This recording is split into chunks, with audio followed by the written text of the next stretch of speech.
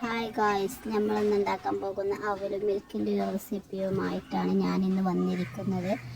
അപ്പോൾ നമുക്ക് എങ്ങനെ ഉണ്ടാക്കാമെന്ന് നോക്കാം. അതിന് ആദ്യം തന്നെ എല്ലാവരും സബ്സ്ക്രൈബ് ചെയ്യുക, ലൈക്ക് ചെയ്യുക, കമൻറ്റ് ചെയ്യുക, ഷെയർ ചെയ്യുക. അപ്പോൾ നമുക്ക് അതൊരു പാത്രം എടുത്ത് അതിലേക്ക് തൊലി കളഞ്ഞ് പായം ഇട്ട് കൊടുക്കുക. ഒരു 6 പായം ഞാൻ ഇട്ടിട്ടുണ്ട്. അത് നന്നായി ഉടച്ച് കൊടുക്കുക.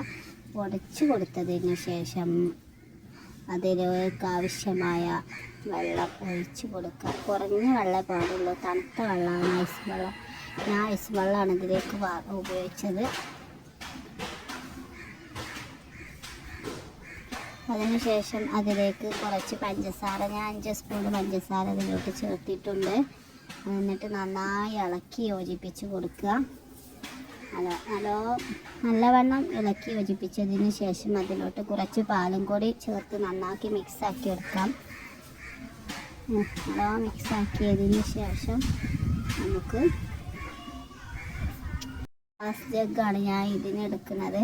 അപ്പോൾ നമുക്ക് ആ ഗ്ലാസ് ജഗ്ഗിലോട്ട് ആദ്യം തന്നെ നമ്മൾ പാലും വെള്ളമൊക്കെ കൂട്ടി കണ്ടതാക്കിയത് നമുക്കതിലേക്ക് കുറച്ച് പാർന്ന് കൊടുക്കാം. അതിനുശേഷം അതിൻ്റെ മേലെ ഇതിലേക്ക് പൊരിയാവിലാണ് നമ്മൾ ഉപയോഗിക്കുന്നത്. പൊരിയാവിൽ കുറച്ച് അതിൻ്റെ മേലെ ഇട്ട് കൊടുക്കുക. എന്നിട്ട് അത് ലെവലാക്കിയതിന് ശേഷം നമുക്ക് അതിൻ്റെ മേലെ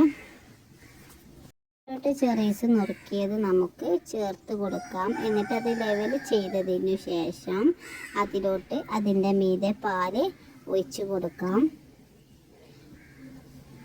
പാല് ഒഴിച്ച് കൊടുത്തതിന് ശേഷം നമുക്ക് വീണ്ടും പഴത്തിൻ്റെ മിക്സ് അതിൻ്റെ മേലെ ഇട്ട് കൊടുക്കാം. വീണ്ടും അതിൻ്റെ മേലെ അവിൽ ചേർത്ത് കൊടുക്കാം. അവിൽ ചേർത്തതിന് ശേഷം നമുക്ക് വീണ്ടും ചെറീസ് ഇട്ട് കൊടുക്കുക.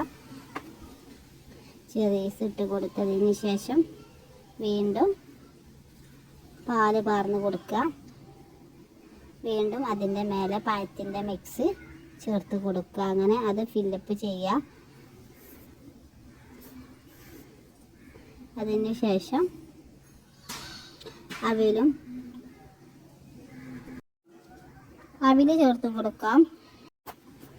അതിൻ്റെ മേലെ പാൽ ഒഴിച്ച് കൊടുക്കാം.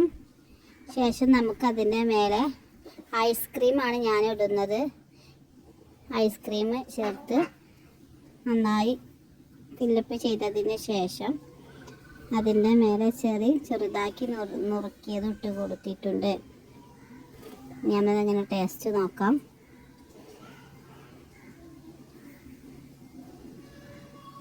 നല്ല ടേസ്റ്റ് ഉണ്ട്, നല്ല ടേസ്റ്റ്, അടിപൊളിയാണ്.